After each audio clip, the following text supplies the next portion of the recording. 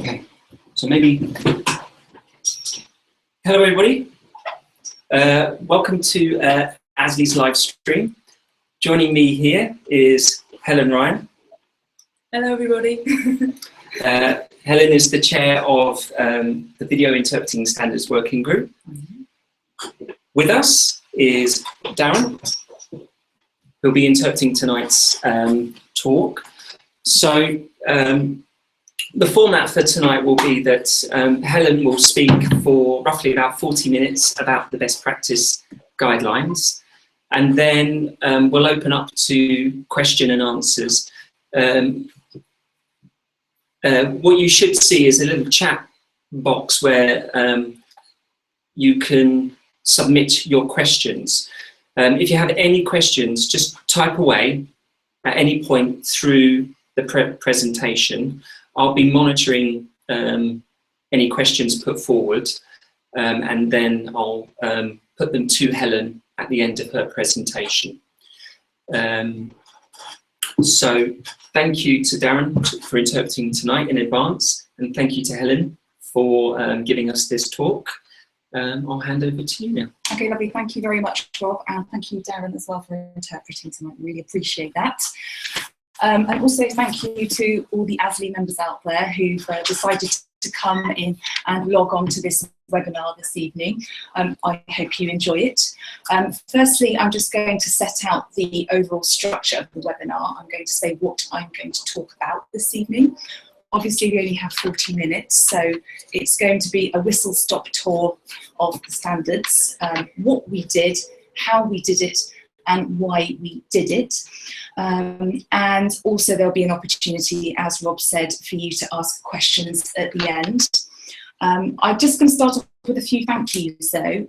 Firstly, I have to thank Rob Skinner because he is the co-author of the standards, and without his support and energy and guidance, the standards really would not have been written. It took a lot of planning, a lot of meetings, a lot of drafts, a lot of surveys, gathering responses, and I couldn't have done that by myself. I also want to thank the expertise and contributions of the Video Interpreting Working Group and also the wider ASLI membership, because we did receive many contributions from those members and they all helped us create the standards document. I'm using the offices of Sign Video today. I'd like to thank them. Also the video relay service providers who gave their contributions. These were really generous and insightful. Others were Jemima Napier, Graham Turner for giving their academic support, and they also gave us just brilliant access to a range of research papers and literature, which really helped underpin the standards and gave them the feel that they have, which is firmly rooted in critical theory research, current research, and also your views and opinions. And thanks to Nez and Tom for hosting these events. I should just say a little bit about me. I've worked as a video interpreter for 8 years, so I've been around for a long time in that area of work. And I've seen a number of changes, and it's developing quite fast, which is why we identified the need for best practice standards. So I'm just going to start off by explaining the purpose of the standards. Quite obvious, really. Any area of work needs guidance and principles to guide what we do. First and foremost, there just weren't any standards for interpreters in the UK doing video interpreting, and basically ASLI has the responsibility to promote good standards and practices for its members. We have a great resource at hand, which is the membership, and we are able to use the collective expertise of those members, which helped us develop the standards. Another reason for creating this document was that there is no mandate to provide video relay in the UK at the moment. However, there are a small minority of interpreters who do undertake work in this domain. There are currently a number of video interpreting service providers providing the service. there are also freelance practitioners who do work independently, and it's really important that they have a set of standards to turn to help them guide their work. And we really just need to have our house in order, I think, before other people try to get our house in order for us. It's a very important thing. The interpreting standards are interpreter-led. They're also led by users of services. They also have feedback from video interpreting service providers. So it's a comprehensive document, and I'd like to call it a 360-degree view of services. So that's a really important thing as well. Once working norms are established, they are incredibly difficult to change. So I think we just need to strike now. We need to get a sound model of practice that underpins interpreting service operations. It should be sound, it should be well informed from the outset, because as we all know, it's incredibly hard to uproot bad practice.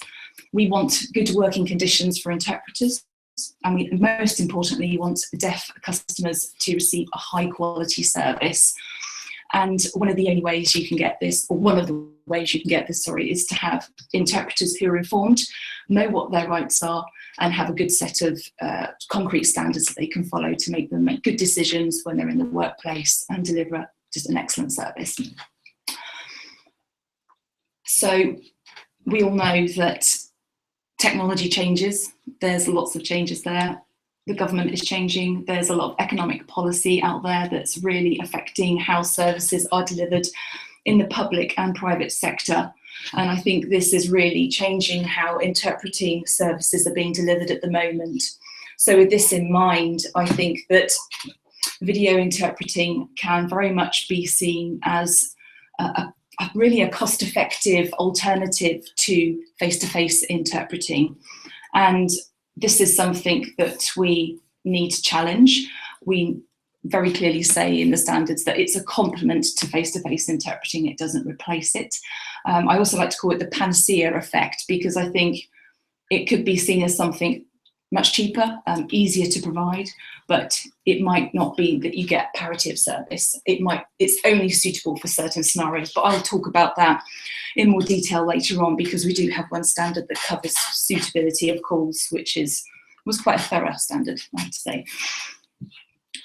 So I think it's important now that we just thresh out the definitions, because I'm sure many of you hear various acronyms: video relay, video interpreting, VRI, remote interpreting. In our document, we distinguish two acronyms. There's video relay services and video interpreting. Now, video, just for the benefit of everybody really, to get this nice and clear, video remote interpreting refers to situations where all participants are in the same location and a remote interpreter is introduced to the conversation via a web-based video link. You might see this happening in a short meeting, or just a meeting where all the participants are together and the remote interpreter is not in the same location. In terms of video relay interpreting, essentially it connects two parties, deaf and hearing, who are in separate locations via a telephone connection. Sorry, it interprets the hearing person to the interpreter via the telephone and the deaf person to the interpreter via a video link. So examples of that might be a deaf person calling a bank or a colleague or customer services. We have a nice catch-all term and we call that video interpreting. That means both of those. So we refer to those interchangeably through the document, but we're quite clear about what they mean when we do. So moving on to the next slide. Can someone just change that for me, please? Thanks. I've got a nice quote. It's the only quote I use in this webinar. But what I think it does, it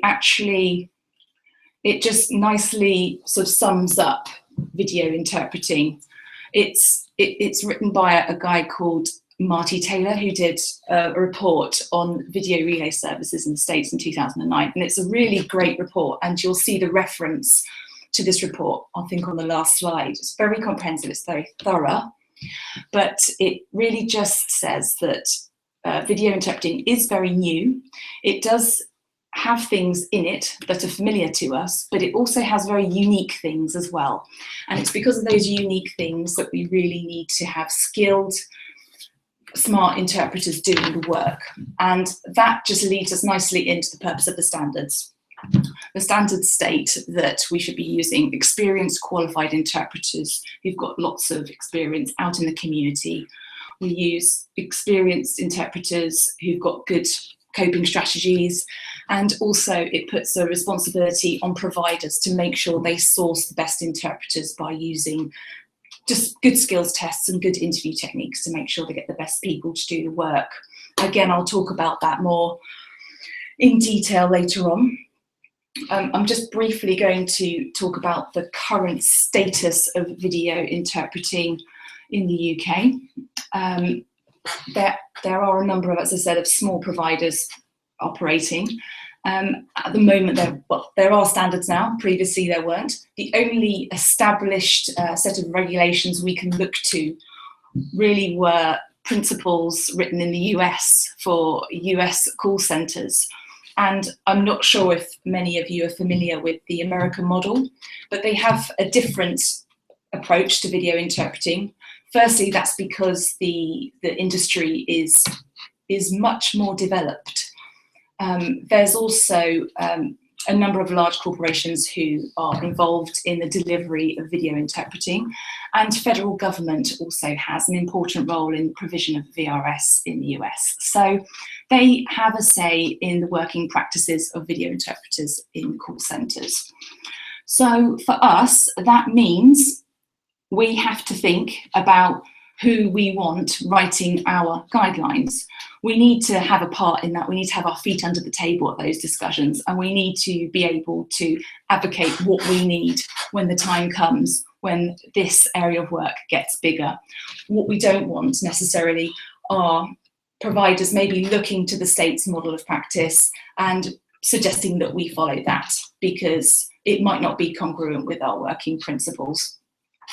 Also, another concern is that the US model of practice, from my perspective, appears to be influenced by hearing telephone call centres. So that does mean that procedures and protocols might have a bias towards mainstream call centre working norms. And the upshot is that video interpreting guidance could be developed for sign language interpreters. However, they might be measured or rooted in principles used in call centres for hearing people, which is just a very different ethos. As I said before, the panacea effect, I don't know if that's going to happen. It's hard to say really at this stage, but certainly demand is increasing for video interpreting. And typically what you find is when a new thing happens, that thing could outpace the development of guidance. So it's very important that we keep up to speed with that development, and we create a document that's iterative and that we can go back to and develop and feed into, and it works with change, it's responsive to change, and we're proactive as well, we're not reactive.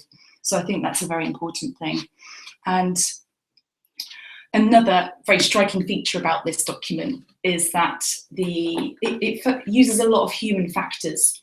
So whilst it does cover the mechanical and technical aspects of video interpreting, it has a primary focus on interpreter welfare, working and employment, working environment, the interpreter needs, and also how our needs might be in conflict with other stakeholders, but how we can advocate those needs in a clever way and explain our needs clearly and why they are what they are.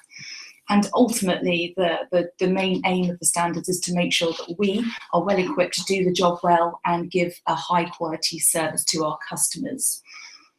Another thing is that but the very nature of video interpreting is that we are not present in the interpreting app, i.e. we're not with the people we're interpreting for in the same location, and we have a lack of presence in the interpreted interaction.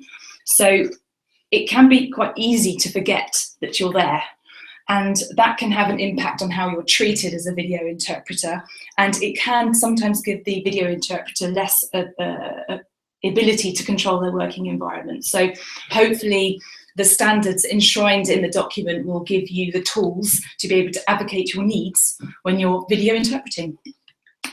So can we just move on to the timeline slide, please? Thanks, Rob. Oh, I didn't put the current context slide up, sorry everybody. So I can leave that there for a short while if people just want to read through that. Let's move on to the other slide.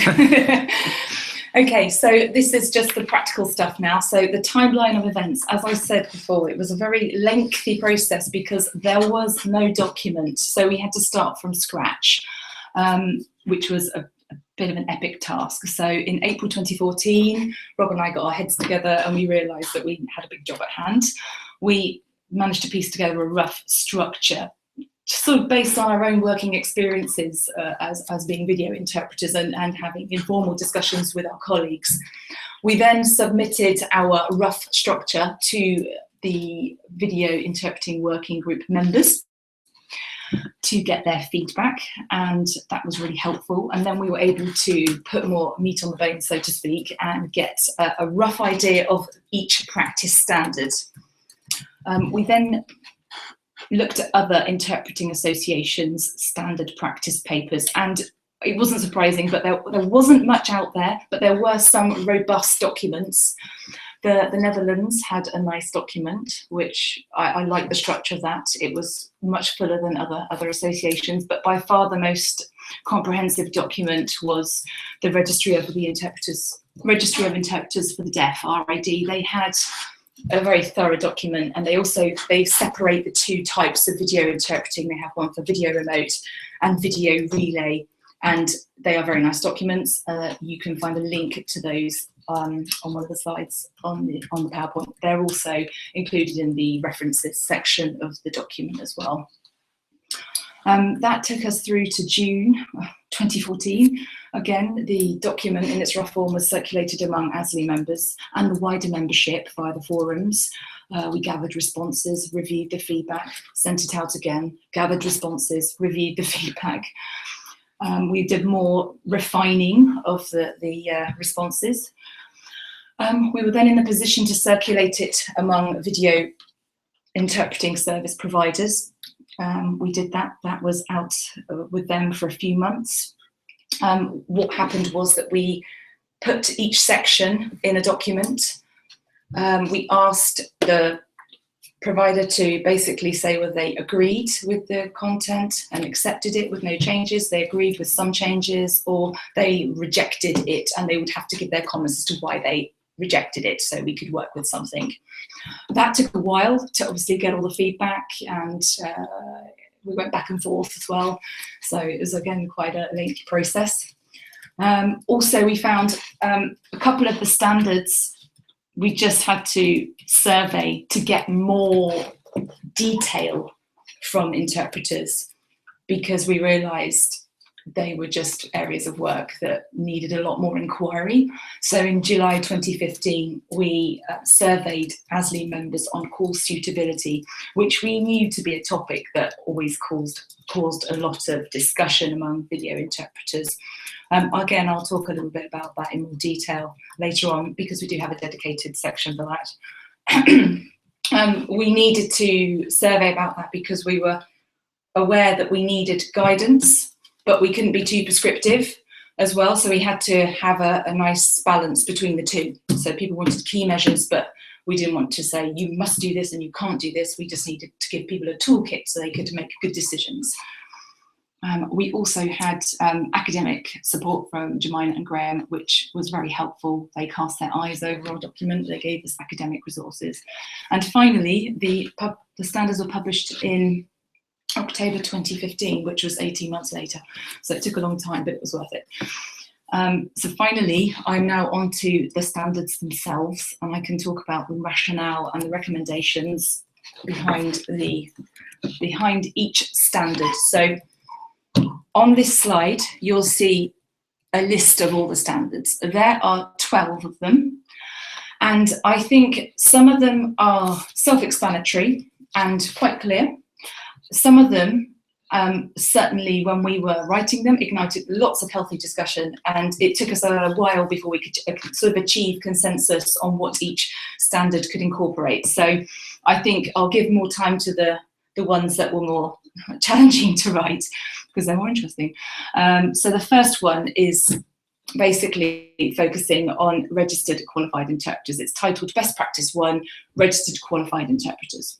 So it's to do with the quality of interpreters, and our view is that you don't find good skilled interpreters by accident. You have to make sure you recruit them, you make sure you test well, and we said in the document that interpreters should be qualified and registered and have 3 years experience before trying to do video interpreting work. And we said this because essentially video interpreting is a very varied and unpredictable area of work, and sometimes you really don't know what you're going to get on a call, and you have to be robust, and you have to have a good well-developed collection of coping strategies at hand to deal with it. You also need to have sufficient experience of working in the community and have encountered a wide range of domains as well. And I would also, this is one of the most noticeable things for me, is to have dealt with a wide range of sign language users. You can get people calling you from various parts of the country, so you will encounter a lot of regional dialects, maybe all through the course of one day. So you need to be, very open-minded and able to react and respond to somebody who might be using completely bizarre number system that you've never come across before, and be able to deal with that well and professionally and cope with it. And the next part of this standard talks about that providers should be able to provide thorough induction training, and when they recruit interpreters, have skills tests that enable them to measure the suitability of people who want to become video interpreters. Just from my own working experience, I think the things that we identified that you need to look for are being comfortable working two-dimensionally. That's important, obviously. To have a very sophisticated language fluency in British Sign Language and English. To be happy with the unexpected and the unknown, dealing with technology and all the things it throws at you, having good customer service skills as well as interpreting skills. It's your hosting skills that are very important. Being able to multitask, to do really good micro prepping, and that's probably one of my little jargony things I like to say. So you've got a short space of time, how much prep can you do in, say, 10 seconds? I think it's essential to be able to make best use of that time. Dealing with a range of different dialects in one day, to be assertive, to be self-confident, and managing customer expectations, and that's for both parties as well, because sometimes you're dealing with a deaf person who may not be very used to using video relay, and you might be dealing with a hearing person who also has limited experience. So managing naive customers is also an important thing. But I think the overarching thing is that a video interpreter needs to have good metacognitive skills. So basically just a good self-awareness of themselves as a thinking individual, because you need to be able to talk about what you're doing, because sometimes and invariably you will encounter difficulties on a video interpreted call, and when nobody can see each other, you have to be really, really clear about what is happening, but keep everybody on side and keep everything smooth and conciliatory. So I think that's a really important skill to have. So video interpreting service providers need to try and draw those skills out of potential candidates, because they are most likely to enjoy video interpreting work. So moving on to best practice standard 2. Let's find, we can go back. I'm not on. Thank you. And this part of the survey precipitated lots of discussion, naturally, because it's about deciding whether a call is suited to video interpreting or not. Now, most calls are, I suspect, but there are some calls you'll get that are not. And I think I'll use one example. At first, we said, mental health is not suitable for video interpreting. And when we put this question out to the membership, we had a number of responses that came back. Well, mental health is a very broad topic, and you can talk about mental health in a very day-to-day conversation. For example, someone might talk about their mental health in a telephone call to their manager. They might say they're depressed and they want some support. That's a mental health type topic, and that would be fine, most likely, for video interpreting. However, a mental health tribunal or meeting with someone to discuss some big changes to their medication, or if someone is quite mentally unwell, that would not be acceptable. So we did that survey to really thresh out the detail and get a lot more granularity about what is suitable for video interpreting and what isn't. I think, also the surveys really acknowledge that it does, video interpreting provides a number of benefits. It is quick access to and efficient use of interpreting resources, but as I said at the start, it's not a complete replacement for a live interpreter, and these two things complement each other really nicely. And also, decisions to use a video interpreter should be done with agreement from all participants. So the interpreter should be happy to do it, the deaf person should be happy to do it, and the hearing person should be happy to do that. And I think also that really just a lot of thought should be given to determining the suitability of a video service versus a face-to-face interpreter, and that should be thought out well. So the key measures that we developed as a consequence of our surveys to determine suitability were, if you get a call and you're not sure whether it's suitable for video, some of the things you can think about is the severity and the long-term consequence to the individual's life once the call is ended. Sounds quite dramatic, but it's something you can think about. The number of people participating on the call. So are there 2, are there 20? Because if there's 20, that's going to be quite difficult to manage. That leads you on to the speed of the interaction. If it's a nice strictly chaired kind of interaction with gender and everyone's paying attention to conversational norms, that's fine. But if it's not, then that will be very difficult as well. Whether there's additional resources being used, PowerPoints, handouts, other documents, videos, the acoustic and visual quality from the incoming call, on both ends, video and audio, the sensitivity of the topic that's being discussed. Highly emotive and highly volatile conversations can be very difficult when you're not present. And sometimes all these things that I've just covered just need a human presence. You are going to provide a better service if you are present at an interpreted event compared to being remote from it. So those are some of the things you can think about when you're deciding the appropriateness of a call. We need to think about what happens when when an interpreter actually needs to step down or withdraw from a call. And some of these things are when the caller becomes abusive, both the callers, either hearing or deaf, that's a good opportunity for the interpreter to step down from the call.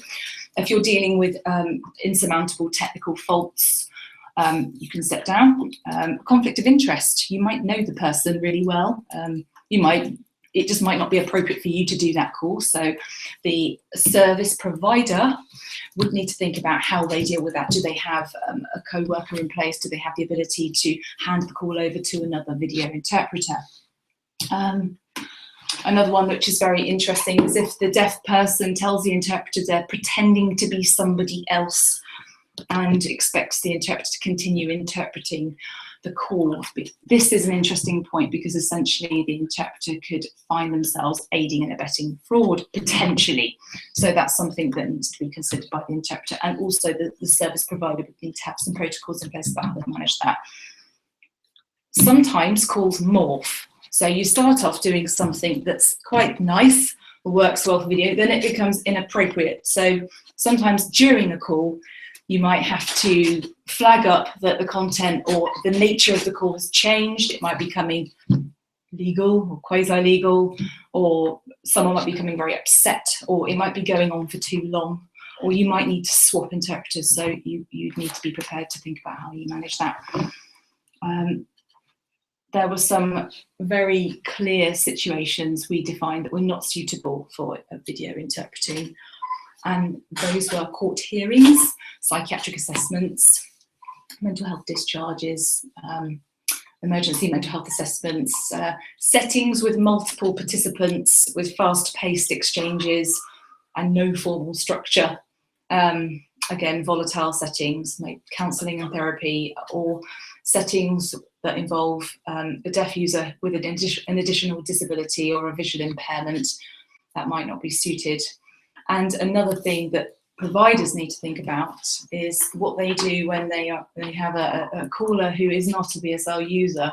They might be using a foreign sign language. They have a provisioning in place to manage that. So practice standard 3, preparation, chapters like preparation, and we should be permitted to take appropriate steps to prepare ourselves for an interpreted call. We know current teachings and current best practice standards out there say that we are at our most successful when we're able to find out the nature of the call in advance. And what this does, it means you spend less time making hopefully less time making clarifications through a call, and ultimately less repairs during a call. This is one potential area that could be incongruent with maybe other providers' key performance indicators. They might require you to answer a call in a certain time frame. I believe this is something that was prevalent in the States. This causes an issue for the interpreter because essential preparation can happen in that time when you connect to your deaf caller. You can ask them some questions about who they're calling, whether they know them, all those kind of usual things that you do. So again, those objectives could be incongruent with the interpreting process, and the motivation for those things might be different. They certainly might not be achieving a good quality interpreting experience for the deaf user. So the role of the video interpreter, that's also was a very important section, and the surveys revealed that there was concern that the role of the video interpreter could be eroded and could lead to sort of depersonalization of the interpreter, simply because you're remote from the actual event. So it was felt that narrow and rigid guidelines controlling how we do our job on a call could affect the quality of our work. And really the standards espouse that if you're able to use your professional judgment and your interpersonal skills without restraint, you will most likely have more success, and it will just give a better outcome for all parties involved. So that's a very important part of the role of the video interpreter. Also being able to use culturally appropriate interactions. So, for example, I believe that in America, it was interpreters weren't able to say their name when they answered a call. They had to give a number. And for us, we felt that using usual cultural norms to introduce a call, say who you are, would be a good way of starting up a call and would give you much more success. Also, it's really important to recognise the fact that whilst we are call operators, we are also interpreters, and it's the primary skill of interpreter that we're concerned with these standards. And we have a dual role. We're interpreters, we're also managing a call, and our standards need to protect our needs as interpreters. It's a very important part of the standard, and it's quite a long section in the standard. So after this webinar, you can take a look at that and you can see the things that we covered in that section to make sure that people are aware that we're primarily interpreters. We are not call centre agents working in a hearing call centre. Quite aware of time at this stage. Darren's been interpreting for quite a while too, so I'm going to start wrapping up. Declaring the presence of the interpreter is another important aspect. That is actually okay. Sorry, we're having a small interpreter swap here, so just bear with us for a moment. Okay, so we have Rob interpreting now. So declaring the presence of the interpreter in a call, which is also a very important part of the work. So this took a lot of debate, and we felt that it is important for video interpreters to take appropriate steps to declare their presence in a call. We felt that all participants have a right, particularly the hearing person has a right as well, to know that there's a third party joining the call. And also we're working for a professional service, most likely working for a professional service or even independently, and we have a duty to make sure that the hearing caller is aware that there's a third person and they're privy to the content of the conversation as well. The other really practical thing that is that if everyone knows an interpreter is on the call, it just runs much smoother. There are less repairs, less confusion, and you can also just set up how the call will run. And if you've got familiar users of the service, this actually means calls will run quite quickly because they generally know what happens when an interpreter's on a call. But ultimately, service providers need to think about that, and they need to think about when they prepare, if they use scripts, I really don't know, some might, some might not. They need to think about having guidance in place that's good for naive users and experienced users. Another point on scripts, this might be a bit jargony for people, I hope it's not, it's basically just the things that people want you to say when you answer a call. They are useful, they can help you set up a call well, but I think we've all had experience of calling into banks and whatnot and having to listen to a call operator reading off a script, and that's very frustrating. They really should be there to be an aide memoir or just a small prompt as the things we need to include when we start a video call. And that will give us freedom to do the things we need to do to make the call work well. Now, those 5 standards are the ones that actually took a lot of discussion and elicited a lot of interesting responses when we did the survey. I'm going to skip over protecting confidentiality because I think it's a very obvious standard and people can read about that. There is one more that I want to talk about. No, sorry, yes, one more, and it's working patterns, and that just talks about breaks and looking after ourselves when we're doing interpreting work. Obviously, interpreters are at risk of developing various conditions such as repetitive strain, eye strain, emotional fatigue, burnout, case hardening, all those kinds of things. And interpreters need to be able to have the freedom to monitor their own physical and mental well-being when they're on a call. And video interpreting providers should also be thinking about interpreter welfare and be in line with current professional norms, particularly when they're thinking about breaks and how the interpreters take breaks through the day. I'm going to use one example really to help you understand how difficult it can be to think about breaks and why you can't really plan breaks. It's not prescriptive. Firstly, interpreters vary in their stamina and confidence in handling video calls, so you can't be too prescriptive about the length when an interpreter should go on a break, because it really does depend on how long the call has been going on for. So it depends on the context, it depends on the subject, it depends on the purpose of the call. For example, you might find yourself on a call where you have been sitting in a queue or waiting for a very long time. That deaf caller might be calling into another call centre. You might be held in a queue and you're not doing much interpreting. It's just a very anodyne, straightforward call. You might actually only do 10 minutes of actual interpreting, but all in all, you've been on that call for 30 minutes. If you put this in contrast to a call where an interpreter might have spent 15 minutes of an emotionally charged meeting where someone is basically making a complaint and expressing their utter fury at somebody, the way you're going to feel after those 2 calls is going to be quite different. So your physical, emotional and mental fatigue levels will differ after these calls and will affect when you decide to take your break. Essentially what we're saying is that the interpreter needs to be able to judge and say when they want to take a break, because this ultimately will give the deaf person a better service if you have happy, rested interpreters doing your calls.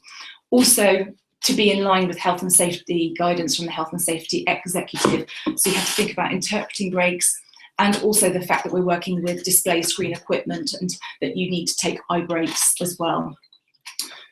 Maintaining a variety of practice is important, and what I mean when I say that is having some time in the week where you do video interpreting and some time in the week where you're out there in the community. There is a nice paper that touches on this briefly by Weisling and Shaw, and the reference is included at the back of this, I think, the back of these slides. And it just talks about how that can prevent interpreter burnout, because you're mixing up your practice, you're working in person, yet you're working in video, and that's just very healthy. Also, I found this very pertinent part of this research. Again, it's by Weisling and Shaw. They say that due to the breadth and variety of callers, you can encounter a variety of emotional extremes, or frequent emotional extremes, which sounds a bit full on, but actually, if you think about it, you're one interpreter and you could be taking calls from a very wide range of people. And depending on how robust you are and what your personality is like, that could be quite stressful. So with that in mind, it's very important to get a strong sense of the suitability of the call from the outset and whether it's appropriate for video interpreting. The other standards talk about much more practical things, for example, workstation ergonomics, sound and audio equipment. This is all very straightforward. It sets it out very clearly in the document. It also talks about how video interpreters should have access to technical support as well, so they don't have to fiddle around with technology as well. It's important though that video interpreters are given some kind of basic training about using the equipment by the provider, if they are indeed working for a provider. If they are doing freelance independent video interpreting work, then it's most likely that they are familiar with their own equipment that they're using. There's another practice standard 11, that focuses on employment standards and support. Support in the workplace is very interesting and is very necessary. So video interpreters should have access to supervision. They should have access to maybe peer and group support networks. They should have opportunities to observe one another do calls. Regular continuing professional development should be provided, and opportunities to reflect on work. It all sounds very obvious to us, but actually these are very important. We should not be treating video interpreters any differently to those who work in the community or do face-to-face work. Interpreting is interpreting wherever it happens. We just need to make sure that video interpreters have the same rights and the same access to those who work in the community, and it's not forgotten or seen as they're doing something different, because they're not, essentially. Getting customer feedback, I think this is maybe not really for interpreters, but it's something we felt needed to be included. So video interpreting service providers should have quality control mechanisms in place, so they know that the service they're providing is basically commensurate with customers' needs and expectations, and this could be done on a regular basis just to make sure that the service is on track and doing the right thing. That's all the standards in a nutshell, and I finished at 7:47, which is very good. There's a couple more things. I've talked about what they don't cover. Briefly, it's fees guidance, but I believe that's something that ASLI doesn't really get involved in too much.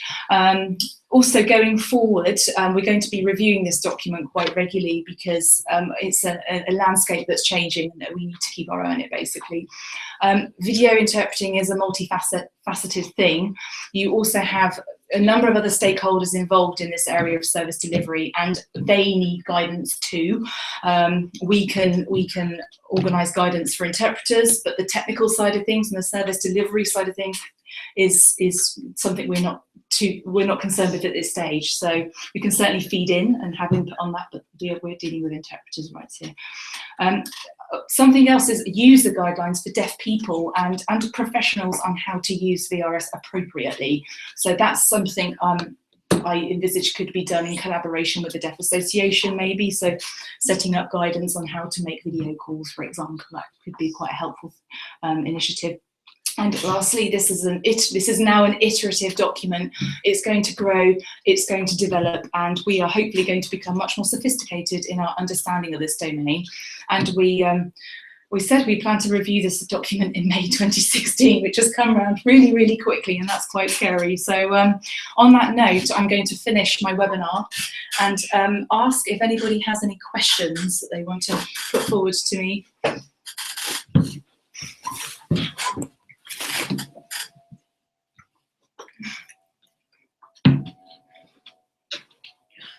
Okay, so it doesn't look like I've received any questions. What I'm going to do is turn the screen share off and see if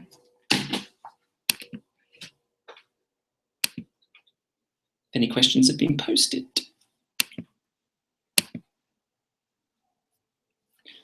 Okay, so that's, please bear with me.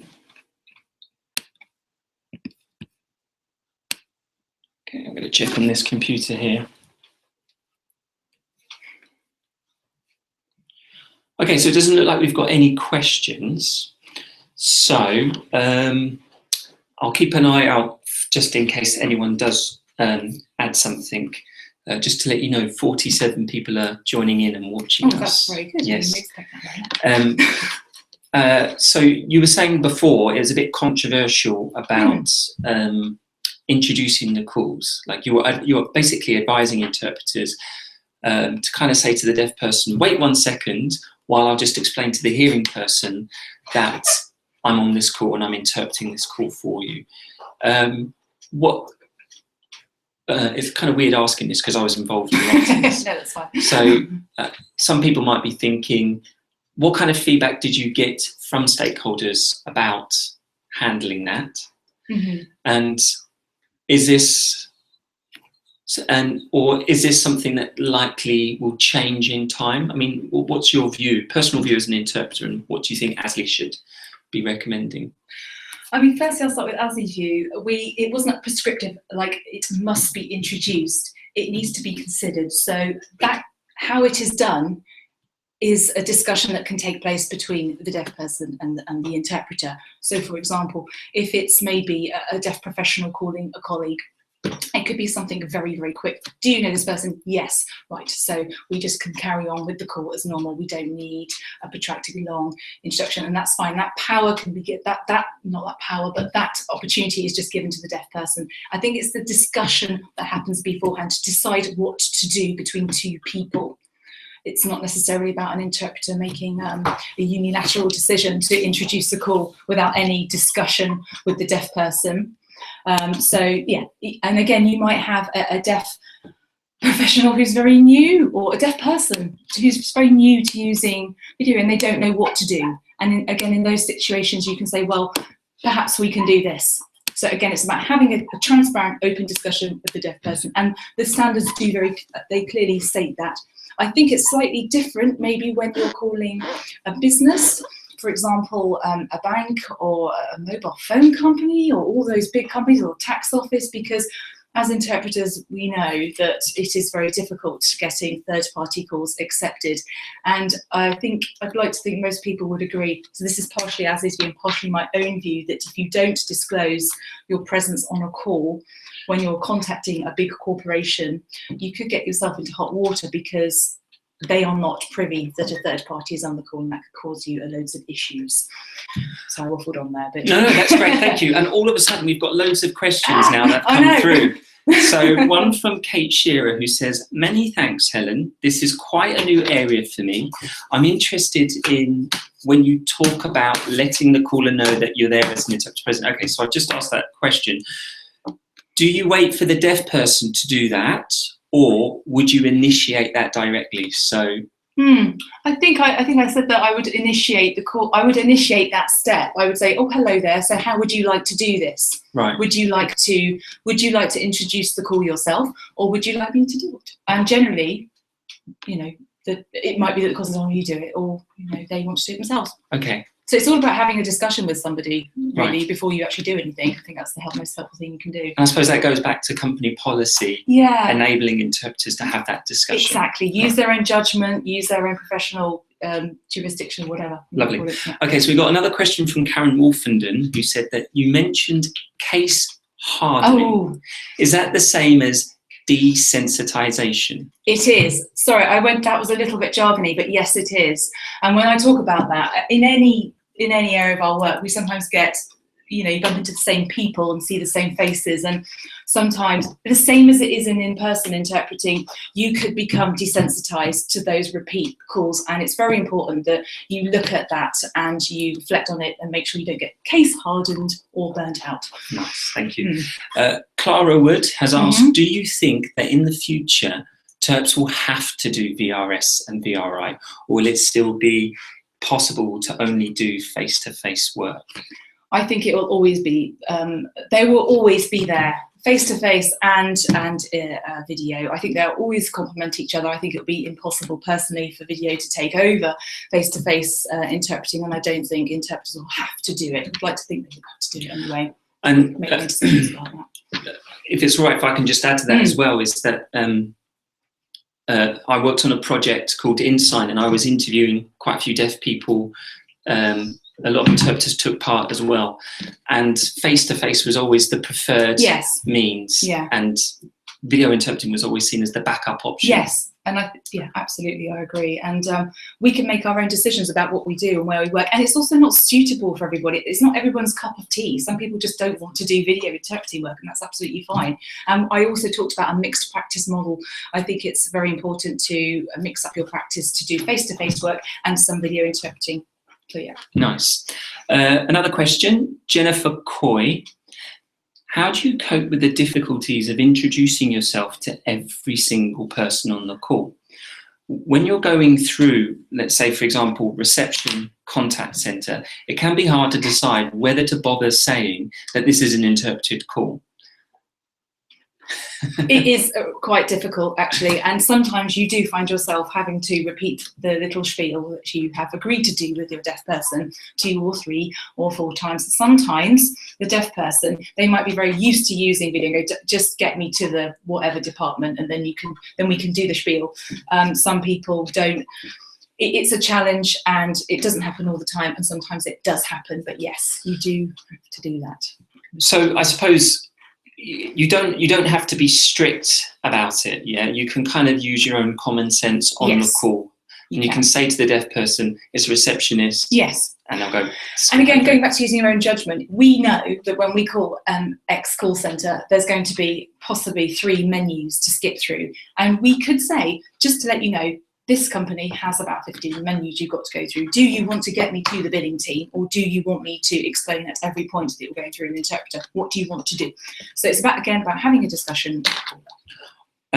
Very interesting question from Mark Millington, who says, did you discuss what you would do if you were concerned about the welfare of a deaf person, e.g., they disclosed to you that they were wanting to harm themselves or others before or after placing the call? So again, I think we can look to our own code of practice. We have a very clear section about confidentiality. When confidentiality is not absolute, that's what I'm saying. So there might be 1% of the time where we do have to disclose that we are concerned about the welfare of an individual. And I think that's, again, down to the interpreter. They should use their professional judgment. If somebody does on the call say that they are going to do something bad to themselves, we need to call the authorities. But also, this is where video providers need to have a procedure in place where they have clear steps that the interpreter can take to notify the authorities if they're concerned about somebody.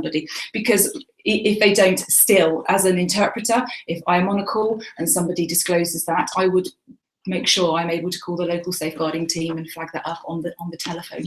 So that's what I would do. You're being really challenged today. No, I'm being very challenged this evening.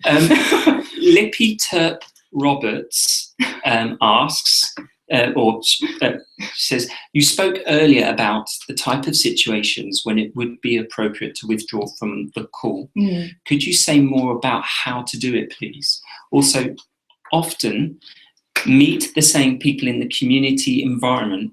At what point would one think that it would be difficult to carry on with the call? I hope this makes sense. No, that really does make sense. And actually, if I had more time, I would have carried on a lot on that section, because I think it's really interesting. It's a small world, and we do bump into people we know out there, and then they appear on screen. And again, it's about your own skills in kind of customer service. How do you talk about what you do to somebody who doesn't necessarily know your area of work? It's about being really clear and explaining why you might need to withdraw from a call, and keeping both parties are very well informed as to what you're doing and the reasons to why. It's also really important that the people that you're working for have clear guidance in place, and getting that also set out very clearly at your induction when you start doing interpreting work. And again, conflict of interest happens when you're working in person as well as video. So you can employ those same coping strategies that you would use when you're doing face-to-face work. It's no different. It's interpreting there, it's interpreting by video. You're using the same skills. You just have to be very clear about what you're doing and why you're doing it. A question from Laura Griffin. Mm-hmm. What happens if the deaf person does not want to have a discussion with the interpreter beforehand and demands you make the call? You can try your best to explain that it would be helpful for everybody involved in the call. And if they don't want to tell you anything, then you put the call through. And if the call suffers as a consequence, then maybe the deaf person might realise, had they briefed the interpreter better at the start of the call might have been more successful. It's a challenging, and to be fair, as my own working experience as an interpreter, video interpreter for 8 years, that hasn't actually happened, but it could happen, and I have been asked that before. But would you not defer to company policy says I have to introduce myself? That could certainly be an option, and if it was about me not disclosing myself on the call, then I would still introduce myself on the call, actually. But about being given a briefing, about telling you what you're calling about, that's not something I can necessarily extract from them. So I suppose the interpreter would be stuck if they didn't have company policies like that. They would be stuck. They would be stuck. Hopefully they could go to our guidance and use that instead. I hope I'm answering everybody's questions here as well. A question from Mark Millington again. He says, I have been part of a service in the past that provides this service. We had discussions around premium rate call types and whether an interpreter should interpret these types of calls. Is this something that has been explored? Our concern was that the interpreter can become the object of interactions, leaving an interpreter compromised. That's an interesting area, actually. In my whole time of being a video interpreter, I've never had to interpret a call of that nature. There hasn't been, I'll be honest, there hasn't been a great deal of discussion about this area of work. And it's one I can't answer at the moment, actually. I think call suitability and something that makes you feel uncomfortable, you might have the option to maybe bring in a different interpreter who wants to do that. But again, you might have wider company policy that just doesn't allow you to take those calls. I don't know. So, are you aware of anything in the States that kind of touches on that? Not off the top of my head, actually. No. That would be something I'd need to look into. Yeah. Okay, I'm just going to check one more time. I don't. Oh, yep. Well, I'll just take this one last question from Lippy Turp Roberts. If the line drops during a call, whose responsibility is it to reconnect? And apparently Beverly Roberts is Lippy Turp. Okay, that's hi Beverly. That's good to know who you are. If the call drops when you're on a call, then I guess it is down to either parties to try and reconnect. It depends also what kind of system the interpreter's using, but essentially if the line drops, then it would be down to, I guess, the deaf party or hearing party to try and reconnect that call themselves. Great. Well, thank you so much for all of you joining in online. Before you disappear, I will post in the chat box a web link so that you can send in your feedback on tonight. So it's just posted now, so you might have to refresh your, actually no, don't refresh your browser because then you'll lose us. So please send in your feedback. The next one, we have another live stream event happening in April. It's with Cal Newby, who was one of the editors on ASLI's Legal Interpreting Best Practice guidance, and that's on the 19th of April. Similar format. So thank you very much to Helen for tonight, and thank you so much to Darren for all his efforts. He volunteered tonight for us, so thank you very much. And good night. Good night, everybody. Thank you for joining the webinar.